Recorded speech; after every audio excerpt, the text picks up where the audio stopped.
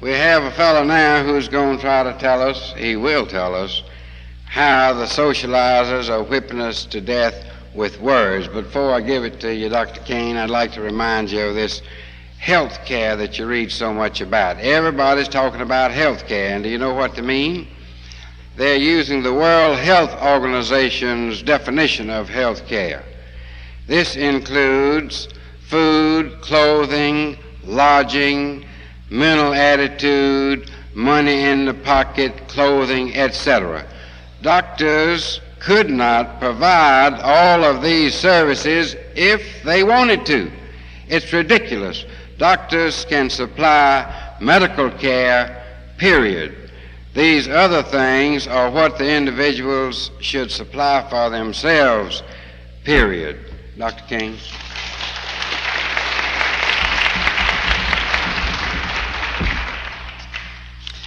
I'm supposed to talk a little bit about semantics.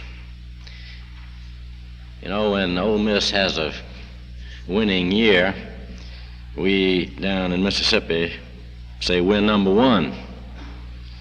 Well, Mississippi is number one that year football-wise. Mississippi is number one today on this panel. Dr. Moorhead's from Mississippi. I'm from Mississippi. Dr. Doherty's from Memphis, Tennessee, and that's a suburb of Mississippi. Well, that's right. He lives in South Mississippi, South Memphis, and he's just a stone's throw from the state line. So half of the panel is from Mississippi, and so we're number one here. This audience is not the proper one for this panel to appear before. Most of what we're saying you already know, and if you don't know the actual facts or the actual points that we're bringing out, you do know basically that the socialization of America is unconstitutional, and that those who foster and promote it are not patriots of the nation. But they use an Aesopian language. I'm going to talk about a few of the terms. You've heard them mentioned. Some of them have been defined. This audience knows, each one of you knows, that when the communist says that he wants peace, that he thinks that we'll use our definition of peace in the understanding of what he says, the lack of war, the fact that neighbors live by one another and don't fight, and that everybody lives in a peaceful atmosphere. And yet, when Khrushchev says that he wants peace, our leaders say, you see, he really is a pretty fine guy. He wants the same thing we want. Of course, you know that what he wants is a world in which there is nothing but communism, no opposition to communism, and that's his definition of peace. And I use this as an illustration of the fact that a language is being used on us, the words of which have dual meaning.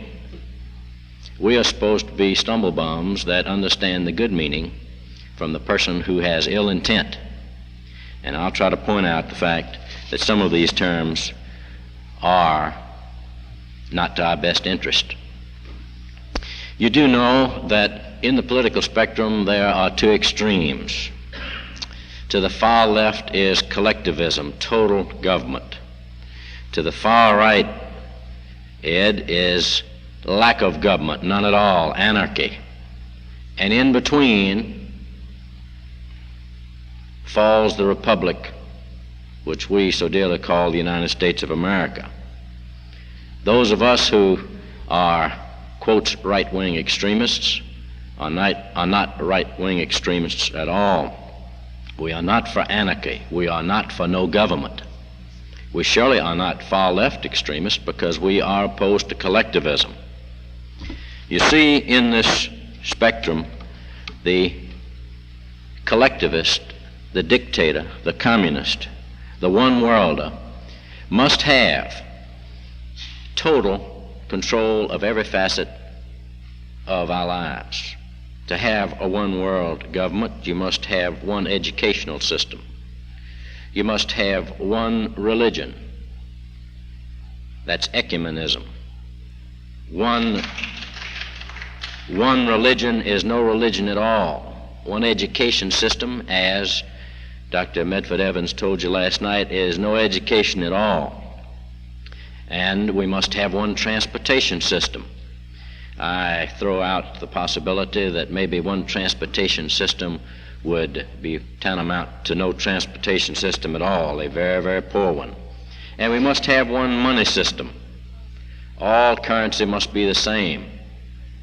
You know, of course, that after subverting our defense posture, that Mr. McNamara went to be president of the World Bank, where he now can subvert our money. We must have one money system to have a one world socialist government, and that's tantamount to saying we'll have no money. And, ladies and gentlemen, we must have one system of medicine. To have a one world socialist government, you have to have one system of medicine. And I submit that this is no system of medicine at all. This is what the collectivists are after. And the collectivists, you'll remember, are far left. No less a personage, no less a man than Lenin said, medicine is the keystone in the arch of the socialist state. You know that when a building is built, when an archway is built, the stones fit in the archway, but what holds them there is the keystone in the center, which is a wedged stone. This is medicine. The architect of world socialism said medicine is a keystone in this arch. Now what that means is this.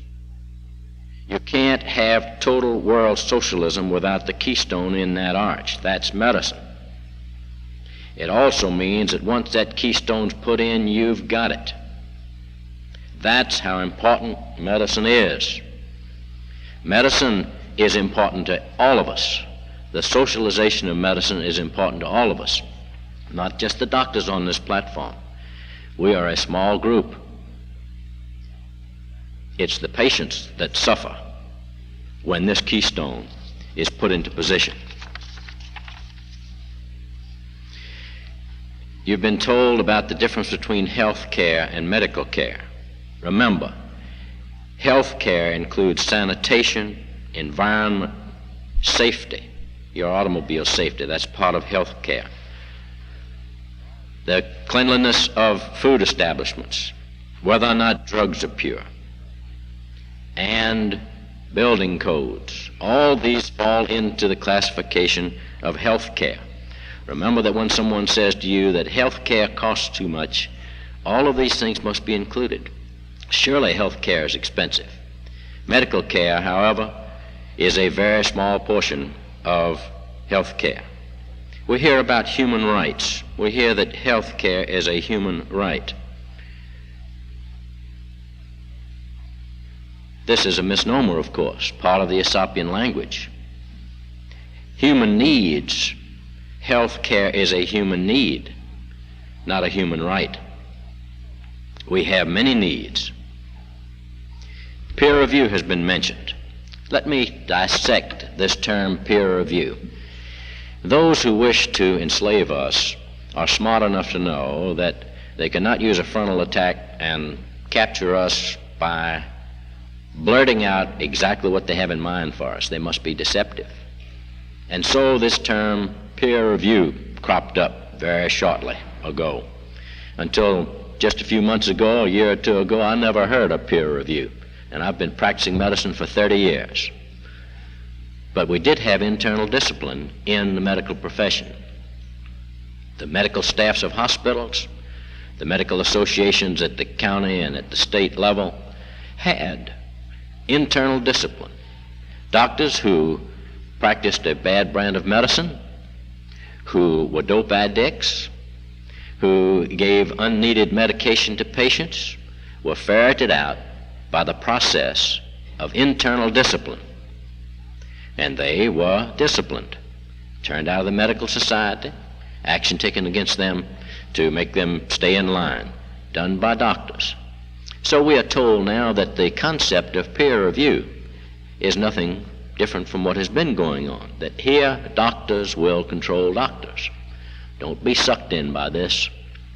We are told that this is peer review, and you're supposed to connote in your mind that a jury of one's peers is an acceptable form of control.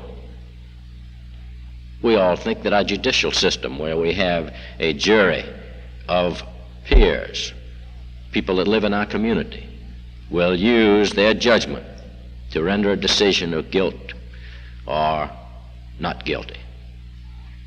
So when the term peer review is used, we're supposed to think this is good. Not so. This is stealing a good term and using it for an ill purpose. By peer review is meant this: doctors who are selected or paid or bought from among the profession, very frequently those who are not in the active practice of medicine but are in academic medicine or who are in an administrative position, end up by being appointed and paid to act as a committee to review the treatment, the diagnosis, and the care of their patients, all using government guidelines. All using government guidelines. This group of doctors is to impose the Department of Health, Education, and Welfare's guidelines on their confreres. This is not internal discipline, this is external discipline. And the term is used to cover that fact. Do not be misled by the term peer review. We are told that medicine, as is now practiced in the non-system, as Dr. Lightheart pointed out very interestingly about restaurants, this non-system of restaurants gives us mighty good food. And the quotes non-system of medicine gives us mighty good medicine. Medicine practiced in the United States is the best in the world. The health of American citizens is the best in all recorded history. And it didn't happen because there was government medicine or because there was...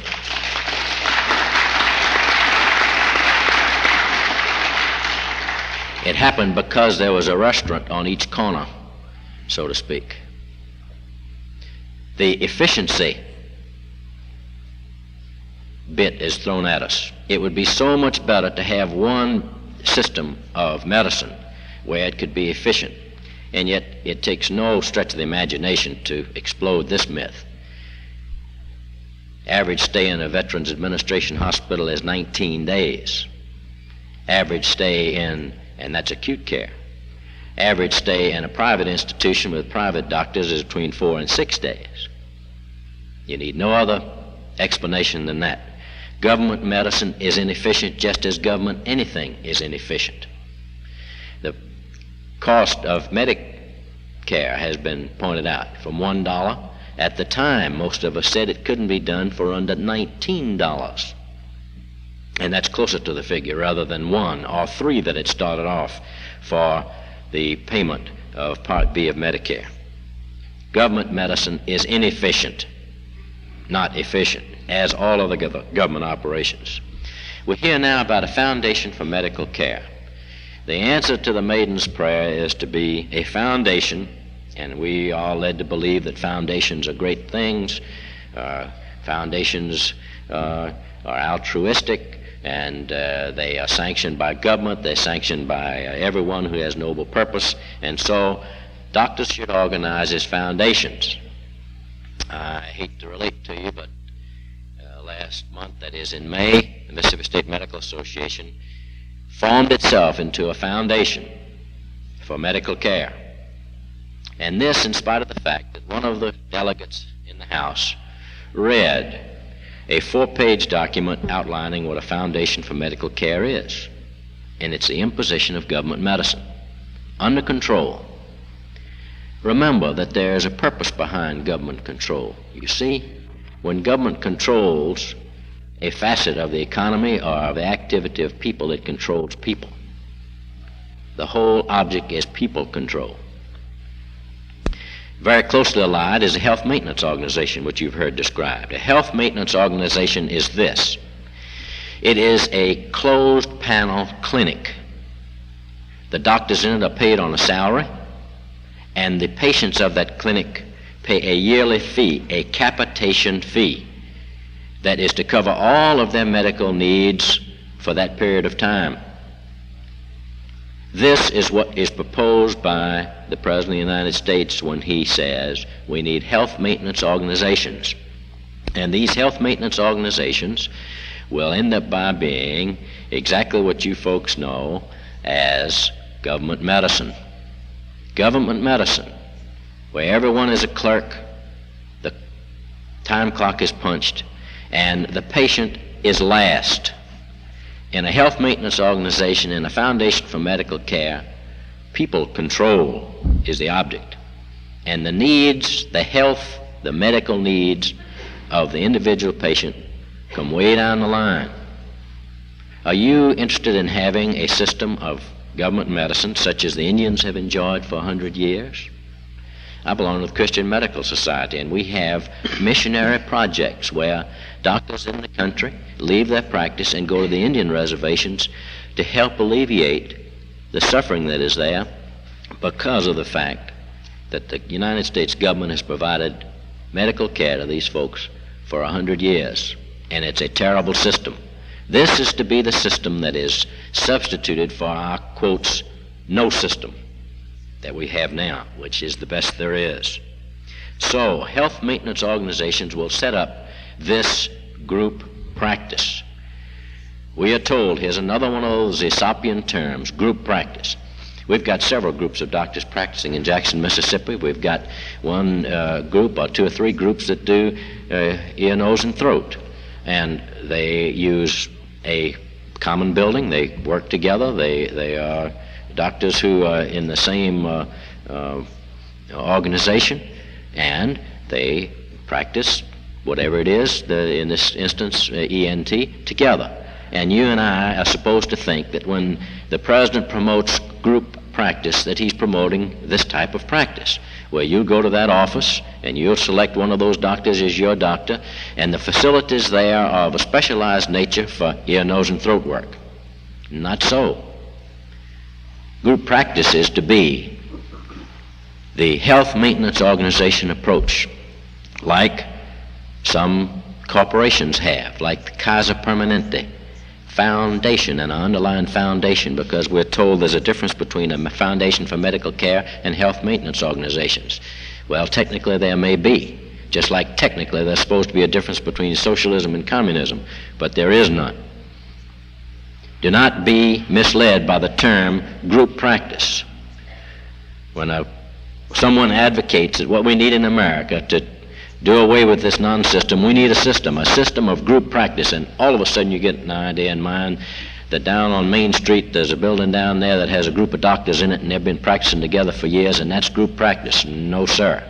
Group practice will eventually be the imposition of government medicine on you, whether you like it or not. And part of this will be peer review. Infant mortality has been brought up by previous speakers, and it's been alluded to the fact we're supposed to be the 13th best off when it comes to babies surviving birth.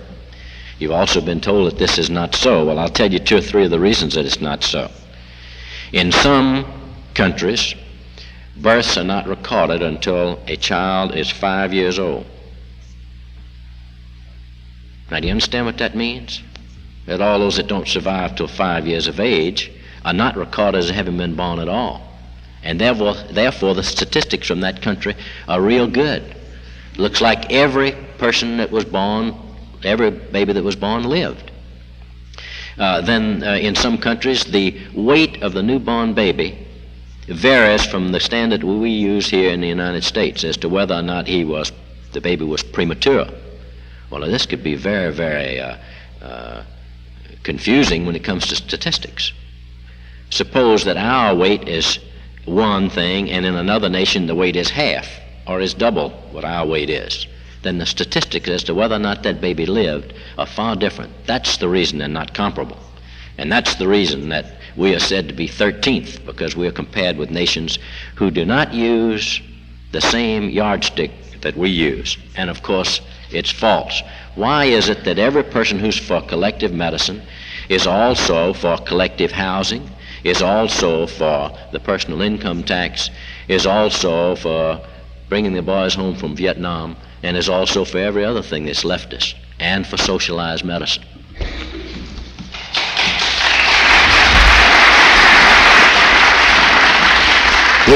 We are told that one of the reasons we must have socialized medicine is not only is it more efficient, but it's less expensive. Less expensive. My goodness gracious alive. In Mississippi, there's an OEO project that's supposed to be a model. And when you divide the number of patient visits by the cost, it comes to $166 per patient visit. How many times have you gone to a doctor's office and it cost you $166? That's what this government scheme is costing us, the taxpayers. And this is just a glimpse of what is out in the future for the United States under a system of government medicine. These guidelines are to be fixed regulations. We're told guidelines. What we need is guidelines. Well, I've got guidelines for my family. My children are supposed to do certain things and supposed to not do certain things. These are my guidelines. And I must use whatever parental authority and persuasion and just however I can get it done. But that's not the way guidelines are used in the practice of medicine, or in the building of an airplane, or in the running of anything that the federal government has its finger in. These are regulations that are promulgated that you must obey. This system of government medicine that we are to have is to be run by fixed regulations. Now let me touch on one other little matter and then I'll be through. There's a method of paying for doctors' services known as assignment. You go to see the doctor, you have an insurance policy that is an indemnity policy that is supposed to reimburse you for the cost of your illness. And you say to the doctor, here, I have insurance, fill this form out, and you sign on the bottom there, it says that you assign to the doctor those fees, those monies that the insurance company will pay. And the doctor signs it and says, I will accept assignment. At that second, at that moment, the doctor becomes an employee of that insurance company or that agency because they pay him. There has never been any refutation of the fact that he who pays the piper calls the tune. When you accept government medicine, when you accept government pay, you are a government employee. When you accept insurance company pay, you are an insurance company employee. And therefore, I will accept no assignments.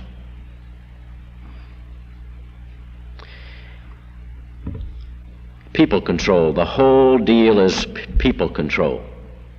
We are now told that we have a population explosion which must be controlled. And so we are conditioned to think that to control this population, there must be free access to abortion. This does not change the fact that abortion is murder.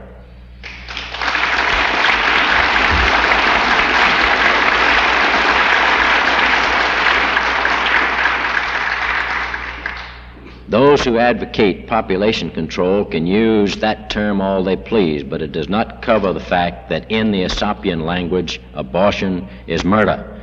And if abortion is murder, and the premise that it is legally correct, in New York, for instance, to abort on demand, then the principle has been established that life can be taken. And if it can be taken because the baby is too young and is unwanted, then life can be taken because the person is too old and unwanted. And a very simple progress of that line of thought indicates that those in between, their lives can be taken if they're unwanted. That is, if they're for America, if they believe that Christ died for their sins, and this does not fit in with the present concept of those in power, then these people are unwanted and their lives can be taken. That means that we have again people control. I submit to you that this Aesopian language is being used on us, and that we must be very astute to understand what the people are who with smiles and with sweet calm voices tell us that they're going to control us. I thank you.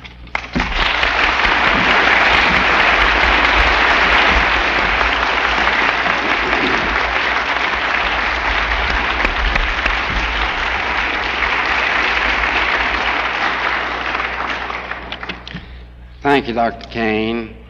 He put his finger right on it. Here we are defending the private enterprise, allegiance to God and country. When you get right down to it and you see we're in such a hell of a shape and you want to know why, it's because we are in a life and death struggle with the godly against the anti-God, or the Christly against the antichrist.